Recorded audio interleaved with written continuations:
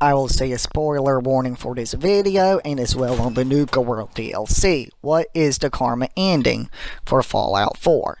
Let's discuss the good karma ending based on Mama Murphy's side. Brotherhood of Steel 1 pretty much sees you standing in power armor with other Brotherhood of Steel troops. You secure the land from threats and contain it. I don't know what Mama Murphy is referring to when she says that. You take pre-war tech from people that can't be trusted. Your rank and chain of command, meaning what position you are in the Brotherhood of Steel, protects you better than the thickest power armor you wear. The Railroad one just means you're free in sense and no one understands your sacrifice. You have led the Gen 3 sense from slavery to freedom and still hide them from people who don't understand them. You'll be there for them. You will be there for them when no one else is. You'll be the Gen 3 sense guardian in the shadows. Do we hear in there about the Railroad helping anybody out but the Gen 3 sense? Nope. The Railroad will only help Gen 3 sense, not the people of the Commonwealth unless they are Gen 3 sent. The Railroad does nothing for the progress of humanity like the Minutemen or the Brotherhood of Steel or the Institute does. Both of these don't sound like a good karma ending to me. Minutemen 1 is you're standing together with the people working together. Fear falls away as the brave joins the Minutemen.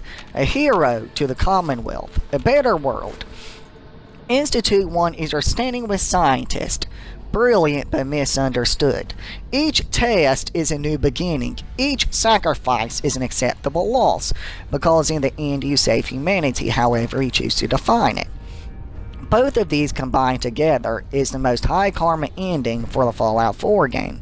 You are rebuilding the Commonwealth with the Minutemen, plus the sole survivor as director of the Institute can get the Institute to help the Commonwealth with the Minutemen. Let's talk about what does the companions in the Fallout 4 game thinks about each faction.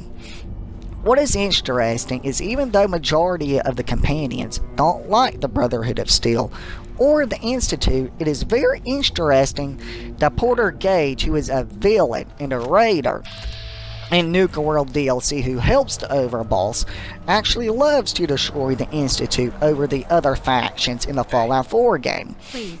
Is this a hint that the Institute ending for Fallout 4 might actually be a good ending for Fallout 4 considering Porter Gage is evil? I think it might be. What is also interesting is someone pointed this out to me, is even though the majority of the companions don't like the Institute, if you side with the Institute, only Nick Valentine and Piper fusses at you. No other companion in Fallout 4 does that. If you side with the Institute and have max affinity with Piper, she will write a paper titled, "Do We Still Need to Fear the Institute?" And in a quote, I will read Piper's article, and this is what it says. The Railroad and the Brotherhood of Steel really had the Commonwealth's best interest at heart. What's more, the shadowy, sinister organization has completed work on the advanced nuclear reactor that will provide them with nearly unlimited power for the foreseeable future. This surely means greater underground expansion, as well as increased range of their teleport technology, which until recently have been a closely guarded Institute secret. So what exactly does this mean for the Commonwealth going forward? Nothing good seems to be the consensus. In fact, most people assume the worst, but isn't it possible these fears are unfounded? The Railroad may have opposed the Institute, but he also defended all sense, even those who would potentially infiltrate human society in the Brotherhood's mighty airship may now lie a smoldering wreck. But was the Neo-Knightly Order really interested in the Commonwealth's best interest anyway? Piper then goes on to say, but perhaps the most compelling reason not to give up hope just yet is the fact that if my sources are correct, and I know they are, the Institute is now under direct influence of someone many of us have already met, the Vault Dweller. That lonely figure who came into our settlement searching for a missing child and clearly found something else entirely, and maybe, just maybe, the Institute is all the better for it. So be wary as we go into a new tomorrow, my friends, but stay strong and always remember that humanity lives and dies on the surface. Humanity is the Commonwealth, and maybe, just maybe, the Institute can be a part of that now. End of quote to Piper's article. Piper is telling people the sole survivor is now in control of the Institute, and now maybe the sole survivor can actually get the Institute to help the Commonwealth and be a part of the Commonwealth, which lives on the surface, not down below. Piper also saying maybe the Institute surviving is the best for the Commonwealth, and to improve it, then the Railroad and the Brotherhood of Steel, not to fear the future. The sole survivor is in charge of the Institute now, under his direct control, but be cautious and suspicious of entering into this new future for the Commonwealth. Another claim I want to tackle is, what about Diamond City and the Institute replacing people with sense in there? I shot everybody up in Diamond City, and there is no synth component on their body, which means the only synth is Mayor McDonough, because at the end of the game, you don't side with the Institute. Mayor McDonough is outed as synth from the Institute. Let's discuss what is the Institute doing with Mayor McDonough, since he is a synth replacement by the Institute. What are the Institute doing with Diamond City? I read Mayor McDonough's terminals and really no evidence of Mayor McDonough harming anybody. The only thing was to shut down Piper's newspaper operation going on, because people are turning against one another and fears Diamond City can't keep the peace. Mayor McDonough says to suppress people's claims that the Institute is replacing people within Diamond City with sense, and that people should be more worried about what if super mutants attack Diamond City, or another threat attacking Diamond City, and people was more worried at that time about sense replacing people. End of quote. Which it probably is a cover-up for the Institute. Piper claims drifters, Diamond City residents, and caravans going through Diamond City goes missing, and no one has ever heard of them. I was thinking the Institute replaces people with sense. The Institute would never take someone and never replace them.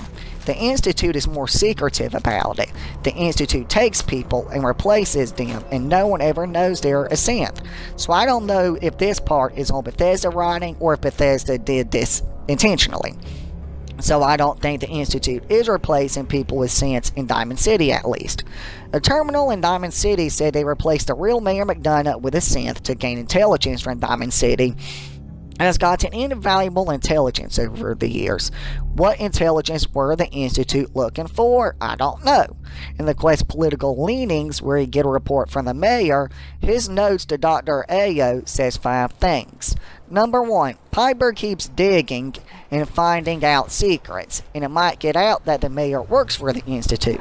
The mayor suggests an outside agent to kill Piper. Number 2, Mayor says he hears a rumor that the railroad has a secret headquarters somewhere in the Commonwealth. Mayor says he is assuming that there are spies and recruits within Diamond City working for the railroad. The railroad agents in Diamond City won't hide forever. Number 3, Hancock, mayor of Good Neighbor, is bent on Mayor McDonough's destruction, and travelers coming from Good Neighbor is suspicious, and mayor suggests someone take care of it or the public will go against Mayor McDonough. Number 4, Ghoul Farm. The mayor ran on a strict no-ghoul policy, and he suggests the Institute make them less friendly towards Diamond City. Number 5, Minutemen. Mayor telling Dr. Ayo that he is hearing the Minutemen getting back together, but thinks it is nothing, but that Dr. Ayo should keep an eye out for the Minutemen in case the Institute needs to do something about it. I want to mention here that before the Minutemen failed, that the Institute and Minutemen were enemies, and they did fight against each other. It seems here that the Institute is keeping the mayor in power, but also gaining info on what is happening on the surface. So the Institute intentions is not to hurt anyone on the surface, but keep tabs on what is happening. One thing I want to point out is the Institute has not killed Piper, even though she is causing a lot of trouble in Diamond City for the Institute, or well, at least for Mayor McDonough. Good news, though, in 2 weeks the Institute will shut down Mayor McDonough, Because the synth has outlived its usefulness. The Institute thinks it might not be possible to retrieve the synth without suspicion, but maybe Diamond City might revolt and attack and kill Mayor McDonough, and if this happens, then to leave Mayor McDonough to his fate. The sole survivor is the director of the Institute and has connections to the surface. And with Piper, who is causing all of this, the sole survivor as director of the Institute could probably shut down Mayor McDonough and retrieve the synth with no questions asked and possibly keep peace within Diamond City. Let's get back to the part where Piper said that drifters, Diamond City residents, and caravans going through Diamond City goes missing, and no one has ever heard them afterwards. The only thing I can think of is the FEV project, where they were kidnapping people and turning them into super mutants, trying to create a super soldier. But by the time Soul Survivor gets to the Institute, Virgil shut down the project and turned himself into a super mutant and escaped. Now trying to create a cure for a super mutants turning back into people. In Catalog's memory, where we learn about the teleporter, is also where we see Synth Sean and the Courser tell Catalog to track down Virgil.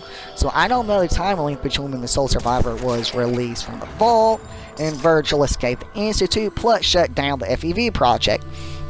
Fallout Wicca says Dr. Brian Virgil was a member of the Institute at some point before 2287.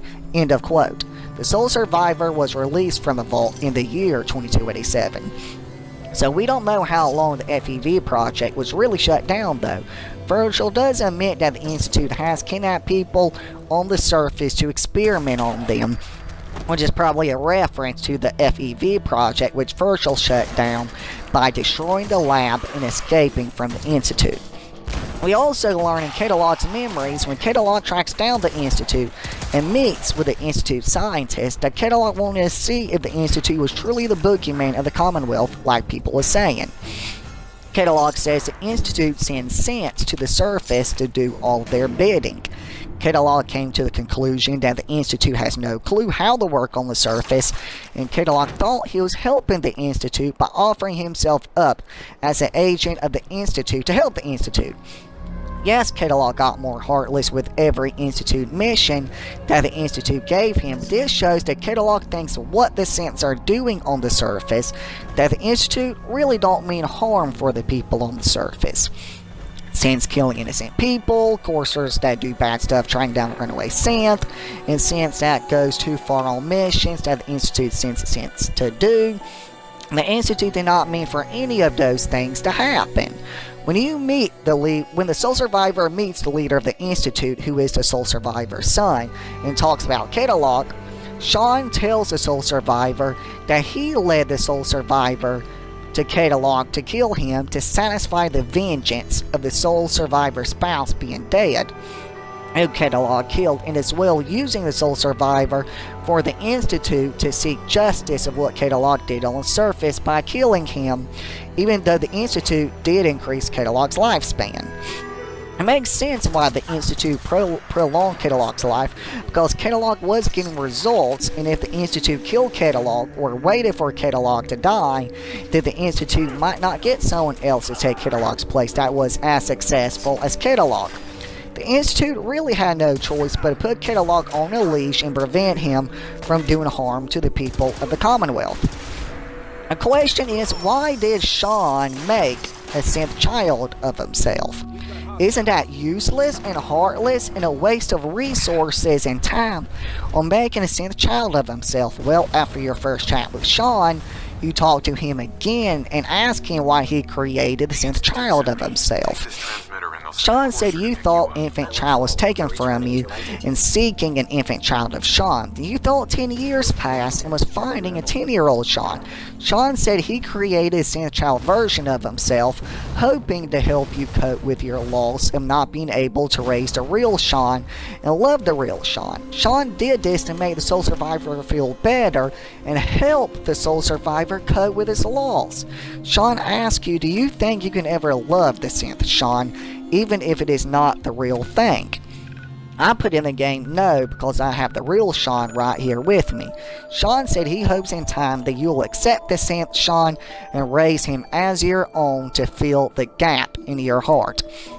Even though I think this is sick and twisted, and how could a synth, a machine, replace the real Sean, which in truth it can't. I want to put this out that Sean was doing this to help the soul survivor, and to help the soul survivor cope with his loss. Sean truly does love the soul survivor with the best of his abilities that he can.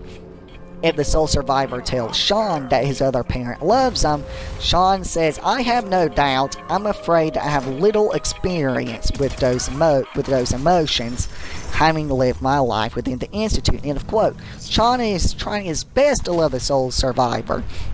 Sean does regret never seeing his other parent and wondering would he be different if he was raised with his real parent. Sean wondered when he grew up in the Institute who his parents were. Sean worked decades so he could be the director of the Institute. I could argue that maybe Sean worked so hard to be the director of the Institute so he can find and meet his parents and have questions answered that he had that no one have ever answered before. This makes me wonder if this is why all the wicked experiments was done under Sean, because Sean has no feelings. Sean has no love. Sean was pretty much like a synth, except Sean was really human, which that is very sad. Sean has always been cold, calculated, and getting results done no matter what, like a machine would do. I don't think we can blame all of the Institute about what happened to Sean, because the Institute did raise Sean instead of killing him or putting the infant Sean somewhere on the surface for Sean to die. The Institute had mercy on the infant Sean and felt it was the right thing to do is to raise the infant Sean. I blame it on whoever the director of the Institute was at that time that appointed a person or group of people to raise Sean. That person or group of people failed Sean. The other scientists in the Institute has feelings and emotions and a conscience and a moral compass, but Sean don't. Another question that I want to address is why is the Institute replacing people with sense? Is it for survival, or are the Institute helping people from the surface, from behind the scenes, or just experimenting on them? I know in Good Neighbor the Institute replaced someone, and the Good Neighbor guards knew about it and shot the synth person from the Institute on sight. I was thinking, though the companion X6-88 Courser said the Institute knows the railroad agents goes through Good Neighbor. So could the Institute be just trying to put a spy in Good Neighbor and find out who is allying with the railroad and where the sense is going, so that the Institute can take out their enemies and reclaim their stolen property from the railroad? In Warwick Farms, the Institute replaced the father of a family with a synth to do a project on genetic mutations. On genetic mutation seeds that will grow in aerated soil but be healthy enough for people to eat and be safe for people. On the terminal within the Institute in the Bioscience Division, it says, when sufficient data has been collected, retrieve synth unit and specimens for lab data. Purge all surface evidence of the initiative. End of quote. There are people saying this means the Institute will kill everybody in Warwick Farm, but this doesn't say that. How many people at Warwick Farm knows about the Institute being involved? None, except for the synth. How many people at Warwick Farm thinks they're testing something out for a project? None, except for the synth. People working at Warwick Farm just knows for some reason their crops is growing fast and got a lot of resources now for some reason. So the only person there the Institute will need to do is to reclaim the synth there, and that is it, and maybe do something where there are no more of the seeds there the Institute provided or crops there. The Institute would have no needs to kill anybody, plus the Soul Survivor is the director of the Institute now. The Soul Survivor could prevent the people's deaths there at Warwick Farms if needed to anyhow. Another question is the projects the Institute is doing. Is it helping or hurting the Commonwealth? The SRB division replacing people with sense is causing the fear against the Institute on the surface and needs to be shut down. Monitoring the surface through their synth camera birds, I think, does not need to be shut down. Capturing escaped Gen 3 synths does not need to be shut down that the railroad is freeing. An Institute scientist who works within the SRB says she feels like the other divisions thinks the SRB is a necessary evil but don't like the SRB.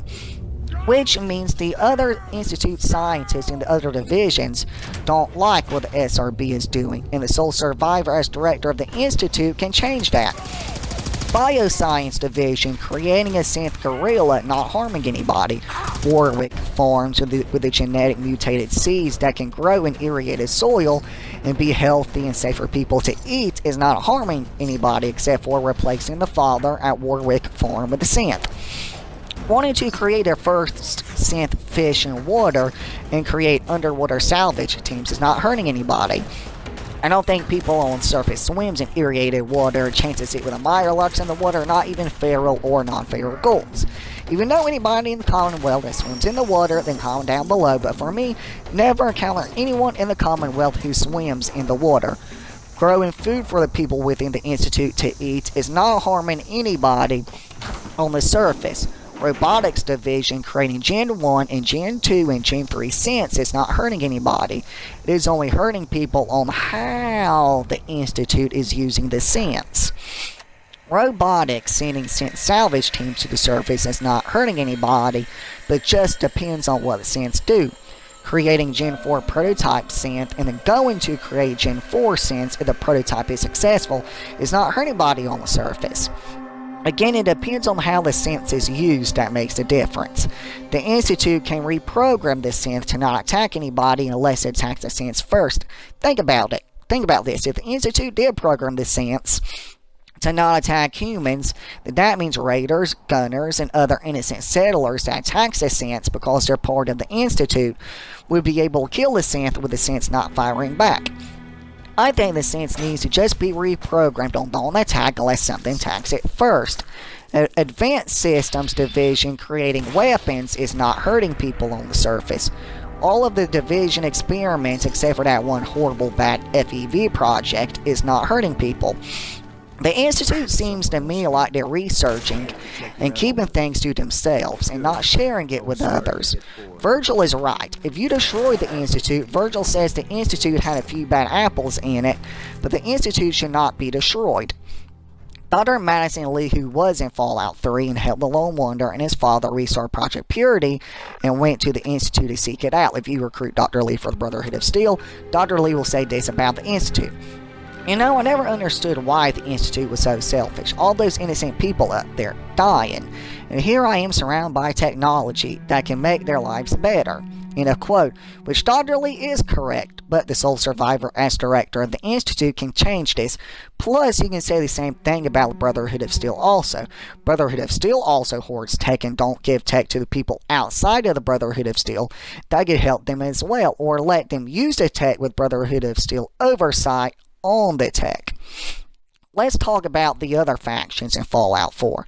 The Brotherhood of Steel, who is hoarding tech and not sharing it with the others and will take pre-war tech from others, is the Brotherhood of Steel ideology. Brotherhood of Steel is also attacking ghouls, synths, and super mutants, which is helping people in the Commonwealth. Brotherhood of Steel, though, also has a few bad apples in as well. Brotherhood of Steel takes over farms like raiders and forces the farms to give them a portion of their crops. One argument says the Brotherhood of Steel is guarding the farms from threats and protecting them. Well, it is no different when in the Nuke World DLC that a gang takes over a farm or settlement and protects them and guards them against other threats. They're doing it for their own personal gain, not for the people of the Commonwealth. Brotherhood of Steel is really not there to help the people of the Commonwealth. Elder Maxim, if you complete with a Brotherhood of Steel ending, says that Brotherhood of Steel's next phase is to kill all synths, ghouls, and super mutants. What about Nick, who is a synth but helping people in Diamond City? What about Curie, if you download her into a synth body, is a synth but she acts pretty much like a robot? What about the good neighbor town of non-feral ghouls who live peacefully with each other and don't harm anybody? Well, to Brotherhood of Steel, they're going to be wiped out. Let me quote something from what Dr. Lee said that made her leave the Brotherhood of Steel in Fallout 3 for the Institute. Dr. Lee said this: the Brotherhood desired my creations in order to destroy, to take control, end of quote, which Dr. Lee has a good point. When have you ever heard of the Brotherhood of Steel wanting to create tech to improve the lives of the Commonwealth instead of killing synths, killing ghouls, and killing super mutants and hoarding tech for themselves? Or even sharing the tech they have to improve the lives of the Commonwealth? I have never seen the Brotherhood of Steel do this, except for the Fallout 3 Brotherhood of Steel under Elder Lyons, who actually helped the people of the Commonwealth. So the Brotherhood of Steel has their few bad apples as well, but also their good apples within as well. Also, for more info, watch Oxhorn's video on why the Brotherhood of Steel is evil. I will put the link to his video down in the comments for anybody that wants to watch the video. Oxhorn makes great videos, by the way. Subscribe to his channel. I recommend it. I subscribe to it as well. The Railroad faction that frees Gen 3 synths and really don't help anybody out at all except for freeing Gen 3 synths. The Railroad is not interested in helping people of the Commonwealth except their Gen 3 synths. The Railroad only usefulness in the Commonwealth is fighting against the Institute. The Railroad is not fighting against the Institute to stop the evils of the Institute, but going against the Institute because of the Gen 3 synths and stop synth slavery. If you side with the Railroad, they're really not helping people of the Commonwealth except for Gen 3 synths. The Railroad even goes so far and wants to say Gen 1 and Gen 2 census people also, but that topic is a debate within the Railroad. Deacon even says, what is next? Are we going for turrets or sentry bots next? Which is a good question. Mama Murphy's site has to say this: if you end the game with a Railroad ending, you're wearing a mask, you're standing with outcasts, the underdogs, the lanterns in the dark. I see a world that will never know your sacrifice. You have led the enslaved to freedom, but they must still hide from those who don't understand. But you'll be there for them. You'll see their humanity when no one else will. You'll be their guardian in the shadows. Did you hear anything, end of quote, did you hear anything in there about helping people of the Commonwealth except for Gen 3 synths? Because I didn't. The Railroad is only interested in freeing Gen 3 synths. That is it. The Railroad has their bad apples with their good apples, even if the bad apples is more than the good apples in the Railroad. Deacon wants to help people other than Gen 3 synths. I feel like I should mention that here and not skip over that part. The Minutemen faction, well, to me, I think the Minutemen faction are very good and comprise the people of the Commonwealth and does good things. So what is the Minutemen's bad apples, if you ask me? Well, the Minutemen failed once, and the people of the Commonwealth vowed to never turn on the people of the Commonwealth or harm them, but did because the Minutemen failed due to politics and bickering. What to say the Minutemen won't do it again? Some companions in the game feels like them building artillery, that the Minutemen will misuse it because they're getting too powerful, and power corrupts people. Porter Gage in Nuke World DLC says this: you know, I've heard about you in charge of the Minutemen Ancient. No idea why you waste your time with those has-beens. I ain't no genius. But far as I'm concerned, history already proved what they're after ain't gonna work. Meaning the Minutemen will fall again some point in the future. It might not be now, since the sole survivor is rebuilding the Minutemen, but some point down the road in the future, if the Minutemen don't change and prevent the stuff that led them to fall, the Minutemen will fall again in the future, so the Minutemen has their good apples with the bad apples. So you might be asking, why are you telling us about the other factions in the game and their bad apples? I'm showing you every faction in the game has their evils and their good stuff they're doing. I see people siding with the Brotherhood of Steel and overlooking the bad apples they're doing. Bad things they're doing. I see people siding with the Railroad and looking over their bad apples. I see people siding with the Minutemen looking over their bad apples. If you destroy every faction like the Institute because it has a few bad apples, then you would destroy all the factions in the Fallout 4 game, which is not possible in the Fallout 4 game.